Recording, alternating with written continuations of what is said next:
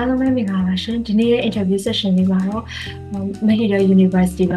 Master of Primary Healthcare Management နဲ့လက်ရှိတက်ရောက်နေတဲ့ကိုဒေါက်တာအောင်စိုးထွန်းနဲ့မိဘလေးတွေတိစုံမြင်သုံးပါမယ်ဖြစ်ပါတယ်ရှင်။ Okay ကျွန်မက Take Exam Moderator TV ဖြစ်ပါတယ်။ Okay အခုမင်္ဂလာပါရှင်။ဟုတ်ကဲ့မင်္ဂလာညီမလေး။ဟုတ်။ Okay ပထမဆုံးအနေနဲ့ပေါ့နော်အခုရဲ့အကြောင်းလေးနဲ့အရင်ဆုံးမိတ်ဆက်ပေးပါအောင်နော်။ဟုတ်ကဲ့ကျွန်တော်ကတော့ဒေါက်တာအောင်စိုးထွန်းပါ။ကျွန်တော်စီတက်ကလို့မန္တလေးကနေပွဲရခဲ့ပါတယ်။ပြီးတဲ့အခါကျတော့ကျွန်တော်မန္တလေးမှာပဲအစိုးရစီရင်ဝင်ခဲ့တယ်ပြီးရင်ပုဂ္ဂလိကစီရင်တွေမှာလုပ်ခဲ့တယ်။ပြီးတဲ့အခါကျတော့ဒီစစ်ရှောင်းဒေတာတွေမှာကျွန်တော် volunteer စီရင်ဝင်နေနဲ့ work ကိုလူကိုယ်တိုင်လေးတောက်ခဲ့တယ်။အခုချိန်မှာလည်း online နေလုပ်ပေးနေတယ်။ပြီးတော့တစ်ဖက်တစ်လမ်းကနေပြီးတော့လည်း LGBT advocate အနေနဲ့လှုပ်ရှားနေပါတယ်ဗျ။ဟုတ်ရှင်ဒီ Mahidol University မှာပေါ့နော်တက်ရောက်ဖို့ရွေးချယ်ဖြစ်ခဲ့တဲ့အကြောင်းလေးလည်းသိပြရစီရှင်ဟုတ်တကယ်မဟီဒေါဆိုတာကကျွန်တော်တို့ကျွန်တော်လည်းပြောလိုက်နော်ကျွန်တော်တို့မြန်မာနိုင်ငံဆရာဝန်တွေအတွက်ကလည်းကြားနေကြပါမဟီဒေါဆိုတော့ဝဲတဲ့ကြားနေကြအောင်မှာဗာလဲဆိုတော့ကျွန်တော်တို့ဝဲရတဲ့အချိန်မှာစီနီယာတွေရှိရပေါ့စီနီယာတွေပါဒီမဟီဒေါမှာ training တွေလာဆင်းကြတယ်ဘွဲလွန်တွေလာတက်ကြတဲ့လူတွေရှိရခါကြတော့သူတို့တွေအားကြတာပေါ့ငါလည်းကြာရင်လည်းအဲ့လိုနိုင်ငံခြားနေပေါ့ဘွဲတစ်ခုခုရကျင်တယ်ဆိုတာကြောက်လေအဓိကUS တို့ UK တို့ကကြာတော့ဘွဲလွန်တွေတက်ဖို့ဆိုရင် step တွေပိုများတာကြာမဟီဒေါတို့ဒီချူလာလောင်ကုန်တို့ကကြာတော့အဲ့လိုမခက်တော့ဘူးလို့လည်း network ထင်ခဲ့ရပါကြောင့်ကိုလည်းကြာရင်လည်းရဖို့ဆိုပြီးတော့ network အိမ်မက်ရှိခဲ့တဲ့အချိန်မှာမှပြီးတဲ့ခါကျတော့နောက်တစ်ခုကမဟီဒေါက Warren နဲ့မှာလည်းတော်တော်မြင့်တယ်ပြီးရင်ဒီ Thailand မှာဆိုလဲ one of the top 3ပဲပေါ့ဆိုတော့ကြာအဲ့ကိုငကိုကတက်ချင်ခဲ့တဲ့အချိန်မှာပြီးနောက်တစ်ခုကမဟီဒေါကနေပြီးတော့တစ်ခုကောင်းတာကြတော့လေဂုံယူစရာပေါ့သူတို့ကကြတော့မဟီဒေါကနေဘွဲရပြီဆိုရင်ဘွဲနေသဘင်ခံမှကြရင်မင်းသမီးတီတီတို့ကိုယ်တိုင်ဘွဲလက်မှတ်ပေးရအဲ့ဒါကြတော့ဒီမဟီဒေါအကြောင်းသားတွေဂုံယူစရာဆိုကကြအကြောင်းမဟီဒေါငကိုကတက်ချင်ခဲ့တာအဲ့ကြောင့်မို့လဲတက်ဖြစ်သွားတာဟုတ်ရှင်ဒီ Master of Primary Healthcare Management major လေးကိုရွေးချယ်ဖြစ်ခဲ့တာအကြောင်းလေးလည်းသိပြရစီရှင်ဟုတ်မတိုင်းပြောရမယ်ဆိုရင်အပွင့်လင်းလည်းပြောမယ်ဆိုတော့လေအကိုကိုယ်တိုင်ဆရာဝန်မှမြန်မာပြည်ပွဲရပြီးသွားဒါပေမဲ့အကိုတို့နိုင်ငံမှာကြာတော့လေဆရာဝန်ဖြစ်ပြီဆိုရင်ပွင့်လင်းပြောမယ်ဆိုရင်ကုသရေးဘိုင်းကိုပဲကုသရေးဘိုင်းကိုပဲဆရာကြီးထင်ကြတာပြီးတော့ဆရာဝန်ဖြစ်သွားပြီဆိုရင်ကလေးတွေစေကူမလားလူကြီးတွေစေကူမလားဒါမှမဟုတ်ရင်သာဖွားမီးရဲ့အဲ့လိုမျိုးကုသရေးဘိုင်းကပဲဆရာကြီးဖြစ်ကြထင်ကြတာအဲ့ကြတော့ပြည်သူ့ကျန်းမာရေးဘိုင်းကလူတွေဆိုတော့အမှန်တမ်းပြောကုသရေးဘိုင်းနဲ့ပြည်သူ့ကျန်းမာရေးနဲ့ဆိုတော့ပြိုင်နေကြတာပေါ့ကြောင့်အကိုတို့ကိုယ်တိုင်လည်းပြီးတော့ခါကျတော့ကိုယ့်ရဲ့ပတ်ဝန်းကျင်ကကြာတော့လေကုသရေးဘိုင်းဆရာတွေပဲတွေ့ရများတဲ့ခါကျတော့ပြီးသွားရင်ကုသရေးမှာပဲလုပ်မယ်လို့ပဲထင်ခဲ့တာကုသရေးကပါအဓိကပေါ့ဒီမှာလူတွေကိုကယ်ဖို့ကအဓိကပဲထင်တာဒီတဲ့အချိန်မှာမှအဲ့ဘယ်လိုပြောမလဲဒီမှာလာတက်တဲ့ဒီမှာစတက်ကြတဲ့ public health နဲ့ primary health care နဲ့ကိုမကွဲဘူးအမှန်တိုင်းပြောရမယ်ဆိုရင်အကိုတို့တက်တယ်ဆိုတော့ဒါလည်း primary health care ဆိုတာလည်း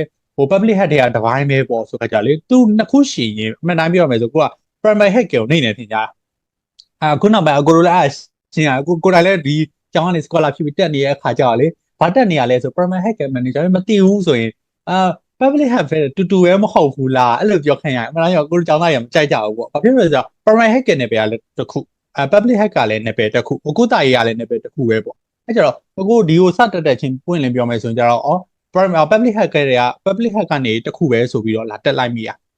လာတက်လိုက်ပြီးတော့မှဒီရောက်လာတဲ့ခါကျမှprimary health care နယ်ပယ်ကဒီလောက်ကိုကျဲတာပါလားဘာဖြစ်လို့အကိုတို့နိုင်ငံနဲ့ရှင်းလိုက်တဲ့အခါကျတော့အကိုတို့နိုင်ငံမှာဒီ primary health care level မှာအဲ့လောက်ကြီးဖြတ်ချက်ထားမျိုးမရှိသေးဘူး network ကအဲ့ကြောင့်ဒီလာတက်လိုက်တော့မှဒီထိုင်းနိုင်ငံနဲ့မြန်မာနိုင်ငံနဲ့ဆိုအခြေအနေအဲ့လောက်မကွာပြီမဲ့ဒီ health care network ချက်ထားပုံကတခြားစီဖြစ်နေတာမြင်လိုက်အခါကျမှငါဒါကိုတက်မိရမှန်သွားပါလားဆိုတာဖြစ်သွားတယ်ဘာဖြစ်လို့လဲဆိုကုသရေးပိုင်းမှာက primary ဆိုတာကဒီလူတွေကြားမှာပြည်သူတွေကြားမှာကုသရေး level ကိုခေါ်တာပြီးရင် secondary level ဆိုတော့သူ့တက်တဆင့်မြင့်တဲ့ဆေးရုံတွေပြီးရင် tertiary level ဆိုတော့ကြာဆေးရုံကြီးပေါ့မန္တလေးတို့ရန်ကုန်တို့ကခရီး1500ဆက်နေဆေးရုံကြီးကိုအခုကငါကကြာတော့အဲ့မန္တလေးမှာဆေးရုံကြီးမှာလောက်ခဲ့တာဆိုတော့ဒီလူတွေကိုကယ်ဖို့အတွက်ဒီဆေးရုံကြီးတွေကမရှိမဖြစ်ဒီဆေးရုံကြီးတွေကိုပို့ချက်ရမယ်လို့ပဲထင်ခဲ့တာဒါပေမဲ့အခုကိုယ်တိုင်ကဒီ primary health level တင်တော့မှဒီတိုင်းပြည်နိုင်ငံမှာရှိတဲ့ဒီလေလူတွေအကုန်လုံးကိုကိုတို့ကကျန်းမာရေး system ညှင့်သွားဖို့အတွက်ပြီးရင်ဒီ hacker course တွေကျသွားဖို့အတွက်ဆိုရင်ဒီ primary care level ကမရှိမဖြစ်လိုအပ်တဲ့ basic fundamental step ပဲဆိုတော့တည်သွားလိုက်ဒီဥစ္စာကိုတက်မိရငါမှန်တယ်ပေါ့ဒီဥစ္စာမျိုးကိုငါတို့ကဒီထိုင်းနိုင်ငံတွေအခုဒီမှာဆိုရင်လည်းတခြားနိုင်ငံတွေရဲ့ process တွေအကုန်သင်ရတယ် သင်ရခါကျတော့ဘယ် process ဆိုရင်ငါတို့နိုင်ငံမှာဘယ်လိုမျိုးစွတ်တူပြုလုပ်ပြီးတော့ပြန်သုံးလို့ရမယ်ဆိုတဲ့ဟာမျိုးနည်းရခါကျတော့ဒါကငါတို့နိုင်ငံအတွက်အနာဂတ်မှာရောအခုချိန်မှာမရှိဖြစ်လိုအပ်တဲ့ subject ပါလားဆိုသိပြီးတော့အဲ့ကြောင့်မလို့တက်ဖြစ်ပါရဟုတ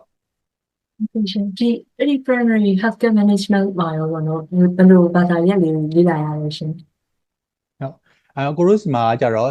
ပထမဆုံးအနေနဲ့ကြတော့ဒီ primary health care ပေါ့ဒီအခြေခံကျန်းမာရေးစနစ်တွေကိုဘယ်လိုကုသပေးရမယ်ဒါမှမဟုတ်ပြီးအဲ့ဒါကိုဘယ်လို manage လုပ်ရမယ်ဆိုတာမျိုးသင်ပေးတယ်ပြီးတော့အခါကျတော့နောက်တစ်ခုကအဓိကကူးစက်ယောဂတွေရောဖြစ်ပွားနှုန်းတွေအဲ့ဒါကိုကိုတော့ဘယ်လိုတိုင်းတာမလဲဘယ်လိုလူတွေမှာပိုပြီးဖြစ်တာလဲဆိုတာမျိုး research လုပ်တာရတင်တယ်ပြီးတော့အခါကျတော့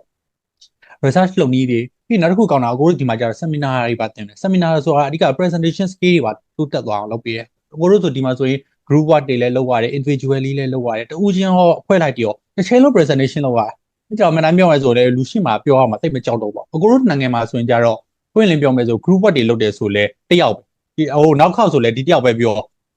ဒီတယောက်ပဲပြောနေတာအဲ့ပြောတဲ့လူတွေကကြတော့အကြောင်းလဲပြီးသွားတော့ presentation မှာအဆင်ပြေသွားရဲဆိုပေမဲ့တချို့လူတွေကြတော့တစ်ခါမှလူရှိမထွက်ဘူးရဲ့လူတွေကြတော့မထွက်ဖြစ်တော့အဲ့ကြောင့်နောက်ပိုင်းလူကြီးဖြစ်လာရင်တော့မှpresentation ဆိုရင်ကြောက်နေရမျိုးရှိအခုတို့လည်းစရောက်ကျွန်တော်ကြောက်တာပဲဒါတော့ကိုကအကြောင်းတော့ဆိုတစ်ချိန်လုံးရှိမှထွက်တော်ပြီးပြောနေကြလူတွေမှာပိုက်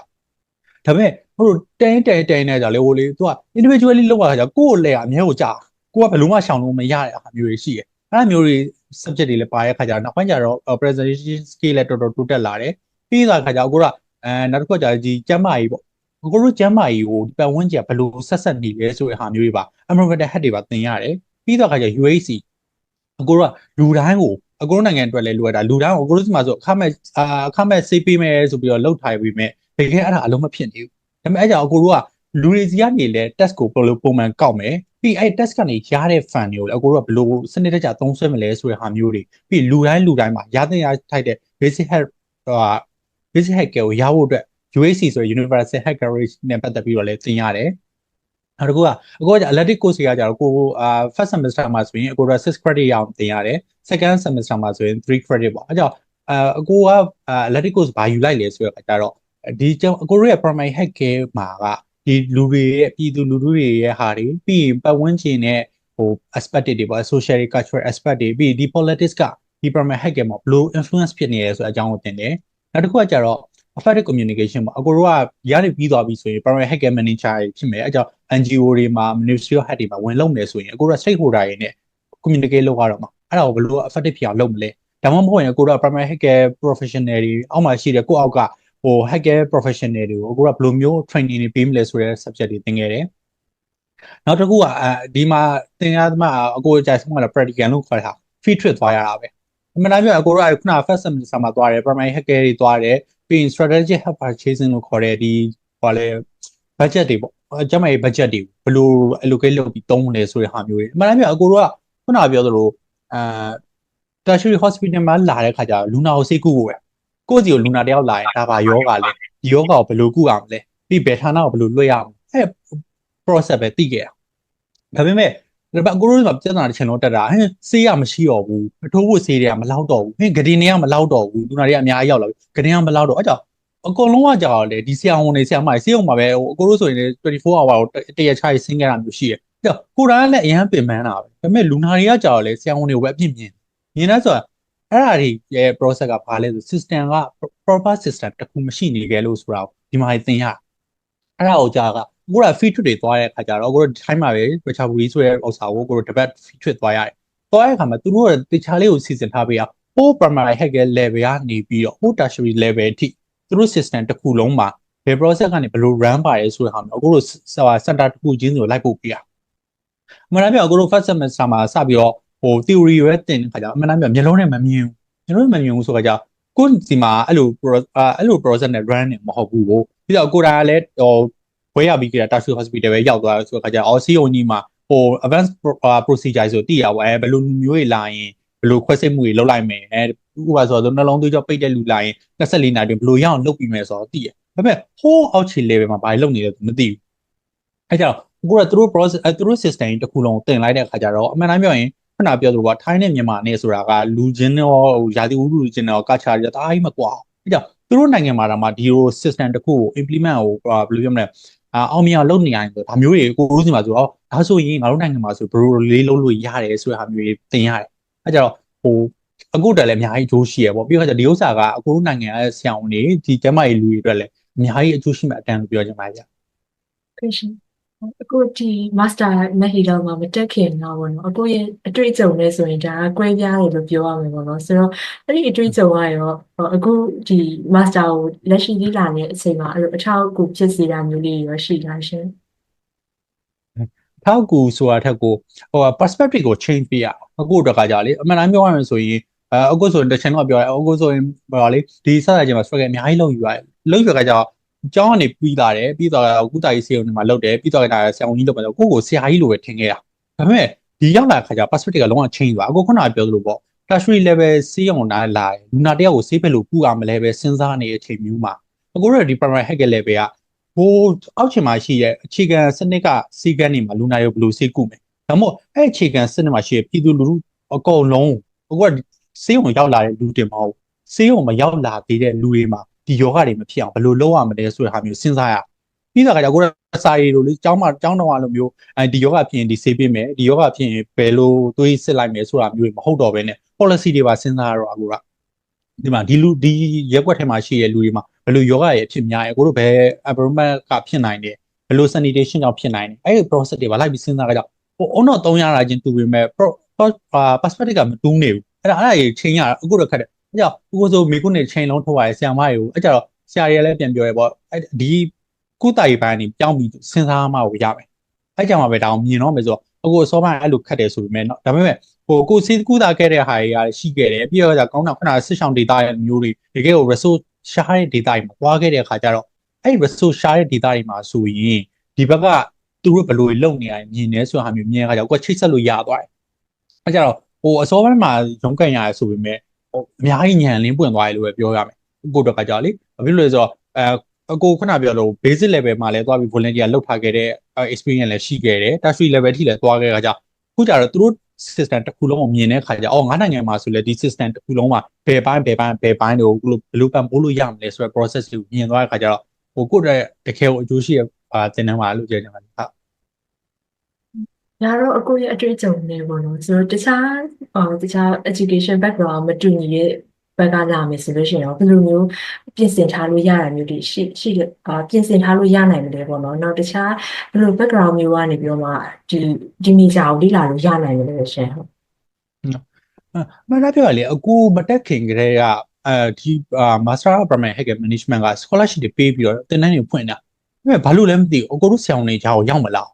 းဆရာဝန်တွေကြားကိုရောက်မလားဒါပေမဲ့ကိုယ်တိုင်လည်းတက်လာပြီးတော့တည်တဲ့ခါကျတော့ဒီမှာတက်နေတဲ့လူတွေမှာကိုတို့နိုင်ငံကဆိုရင်ဆရာဝန်တွေပါတယ်ပြီးတော့health care related တွေအကုန်ခေါ်တယ် health care related ဆရာဝန်မှမဟုတ်ဘူးသူနာပြုတွေလေ့လာလို့ရတယ်ပြီးရင်ကိုတို့ဒီမှာ community health university ရှိတယ်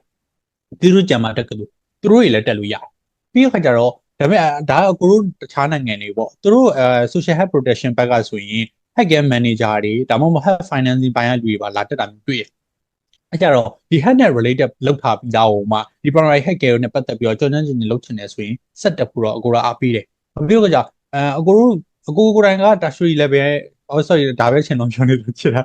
အခုစေးရုံမှာပဲလောက်ခဲ့တဲ့ခါကျတော့လေကုသရေးနဲ့အခုခုနပြောအကိုတို့နိုင်ငံက mindset ကနှစ်ခုကွဲနေအောင်ကုသရေးလုံးပါလားဒီ public ပြည်သူ့ကျန်းမာရေးပိုင်းလုံးမလားဆိုတလိုင်းကွမ်းတာကိုကကုသရေးတလိုင်းရွေးပြီးသွားပြီဆိုဒါနဲ့ကိုယ်နဲ့ဘာမှမဆိုင်တော့ဘူးလို့ထင်ခဲ့တာတကယ်အဲ့လိုမဟုတ်ဘူးပေါ့ဒါလည်းကုသရေးပိုင်းရဲ့ primary care level မှာသွားပြီးတော့ဘယ်လို treat လုပ်မယ်ဘယ်လိုပြောမလဲအကိုတို့အများနဲ့ပြောဆိုကုသရေးကဆေးရုံလာတဲ့ individually တယောက်ချင်းကိုကုတာဆိုရင်ဒါကကြောက်အကိုတို့ကပြည်သူလူထုတစ်ခုလုံးဆေးရုံတော့မရောက်လာသေးတဲ့လူတွေပါကုတဲ့မေဂျာမျိုးပေါ့ဒါကကြတော့နော်အဲ့ကြတော့ခုနလိုပဲဆရာဝန်ဖြစ်ပြီးတော့ဗာလဲအခုဆိုလာမေးကြလို့ပါအဓိကလေချက်ပေါင်းကလာမေးရဲ့ငကိုကလေးက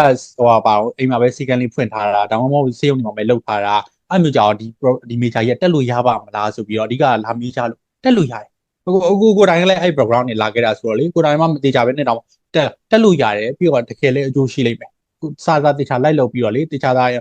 းဆရာကြီးနဲ့မေးမြန်းပြီးတော့လုပ်ရင်တကယ်အကျိုးရှိလိမ့်မယ်အဲ့ကြတော့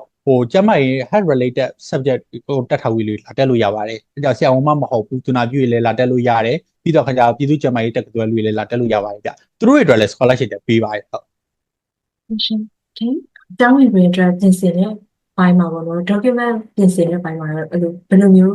ဘာတွေလိုအပ်နေလဲသိပြရစီရှင်ဟုတ်ကျောင်းဝင်ကဒီဥစ္စာကအကိုရောတော့ဆိုလေဗာလဲဆိုတော့အကိုကိုဗာလဲအမအတိမတယောက်ကပဲလာပို့အောင်လေးလာပို့သူအဲ့ Facebook link လေးပဲအမောင်လေးဒါနင်းဆရာအောင်ဆိုတော့နင်းတက်လို့ရတော့တယ်ဒါဆိုအဲ့လိုပဲပို့တာကျတော့အဲ့ဒါပတ်သက်ပြီးတော့ကိုယ့်အကုန်ရှာရတာပဲရှာရတဲ့ခါကျအဲ့မှာကအကျောင်းဝင်အတွက်ဆိုရင်အကိုတို့ဘွဲလက်မှတ်ကို notification ပြန်ထားရမျိုးလို့ပြီးရင် MSN တွေလို့တယ်ပြီးတော့နောက်တစ်ခုကကြတော့အကိုတို့က process ကလေတနေ့နဲ့တနေ့မတူဘူးအဲ့ကြောင့်အခုတော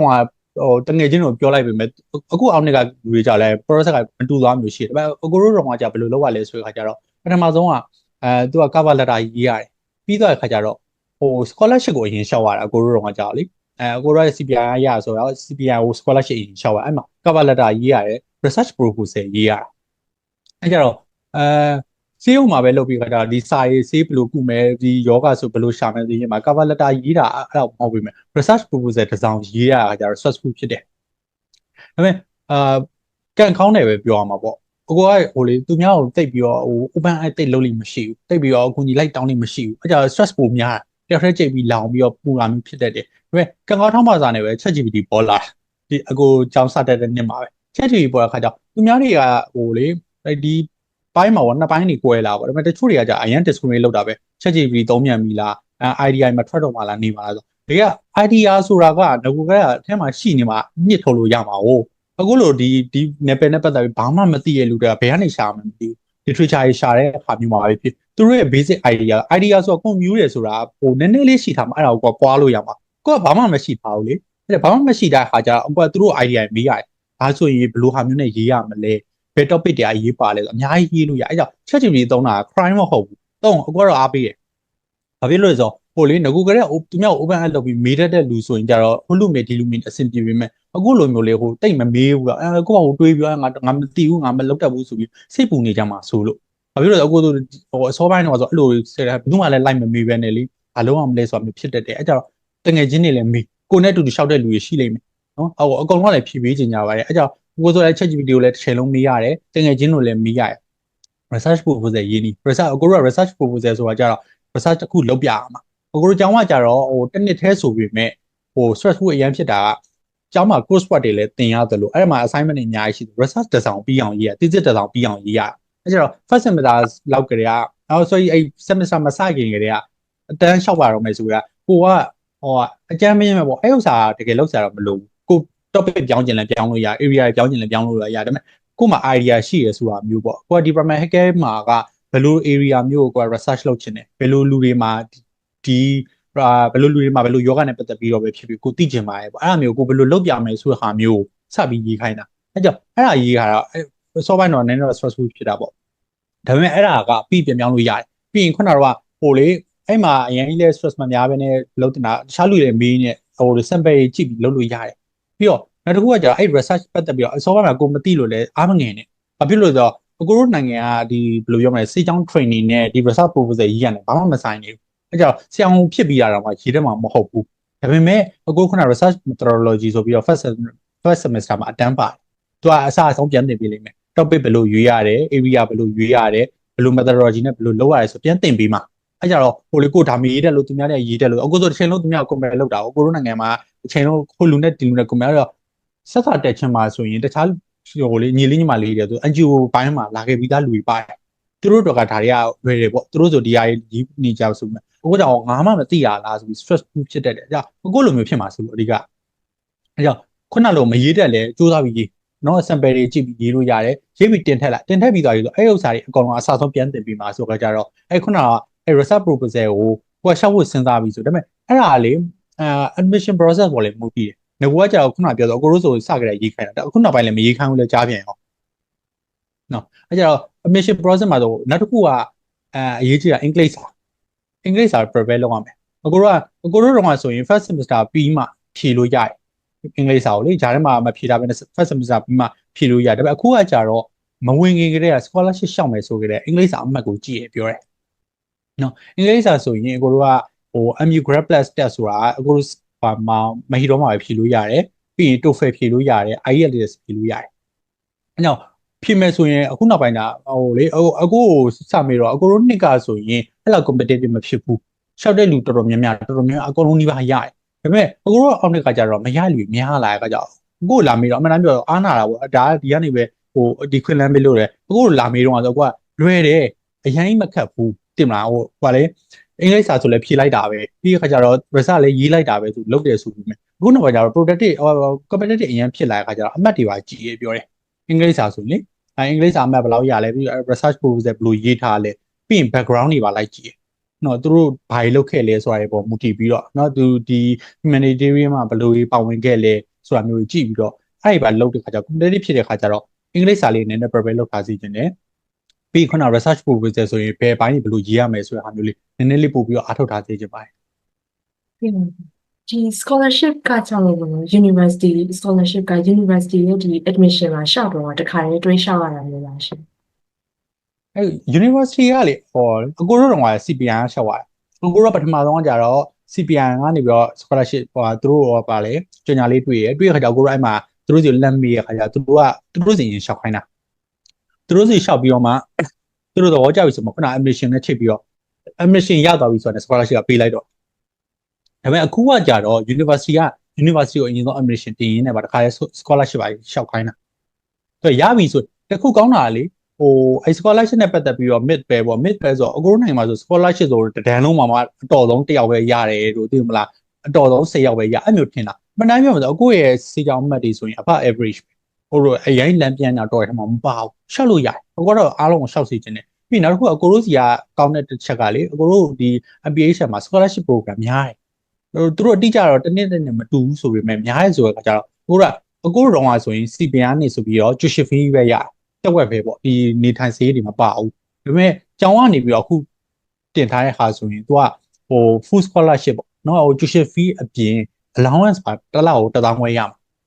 နော်အဲ့လိုမျိုးဟာကဒီတစ်ခုတည်းမဟုတ်ဘူးနှစ်ခု3-4ခုလောက်ရှိအကိုသိတဲ့လောက်ဆို Norwegian ရှိရယ် CMB ရှိရယ်ပြီးတော့ကျောင်းကနေပြီးတော့ FGS က PS scholarship လည်းရှိသေးတယ်ပြီးတော့ခါကျ FGS ကနေပြီးတော့နောက်ပိုင်းမှာဟို allowance တွေပါပြန်ပြီးစီစဉ်ပေးတာမျိုးရှိတယ်ကြတော့ဆရာကြီးနဲ့သူက admission ကိုလေကိုကရပါမလားမသေးကြဘူးဆိုပြီးတော့စစ်မပူပဲနဲ့ရှောက်ပလိုက်ဟိုကိုတက်ဖို့စိတ်ကူးကြီးလည်းရှိတယ် enthusiasm လည်းရှိရဆိုရင်လေရှောက်လိုက်ဘာဖြစ်လို့လဲဆရာကြီးနဲ့ပုံမှန်လင်းတိုင်ပင်လို့ရတယ်ဘာလို့ဆရာကြီးတအားကူညီချင်ကြတာဆရာကြီးလေသူတို့ program ကိုတအားလည်းတက်စေချင်ကြရတယ်ပြီး scholarship တွေလည်းရှာပေးချင်ကြတယ်ကျောင်းသားတွေကိုရစေချင်ကြတယ်အဲ့ကြတော့ဟိုလေအခုဆိုလာမေးကြလို့ပါဟိုကျောင်းတော်ကအမတ်တရားအဲ့လောက်လည်းမကောင်းဘူးဆိုတော့တက်ရမှာဟို scholarship ရမယ်လည်းမထင်ပါဘူးကျောင်းလောက်ကရဲ့ဘယ်လောက်ရှိလဲကျောင်းလောက်ကဟိုအပီးစီဆို300ကျော်တယ်အရင်ဈေးနဲ့ဆိုရင်တော့မှ300ကျော်တယ်ဒါပေမဲ့ scholarship တွေကပေးတယ်အဲ့ကြောင့်လေစူးစမ်းပြီးရှောက်ကိုကလေခုနကတော့ရှောက်တဲ့အပိုင်းမှာတော့ prepare လေးစူးစမ်းတေချာလုပ်ထိုင်တော့ရပါတယ်လို့နော်ဟုတ်ပြပါရှင်မိကုန်းလေးတွေကတော့ဒီလောက်ပါရှင်ချိန်ပေးပြီးတော့မှပြည့်စုံလေးဖြစ်ကြပြီးတဲ့အတွက်အခုတရားအောင်ဆိုတော့ကျွန်တော်တို့ကြည့်ရကြရနေပြီးတော့မှဒူဝဲကြီးစစ်တင်ရှိပါမယ်ရှင်အဲဒီလိုအခွင့်အရေးလေးပေးတဲ့အတွက်ကျေးဇူးများကြီးတင်ပါတယ်တကယ်တမ်းဆွဲလာအောင်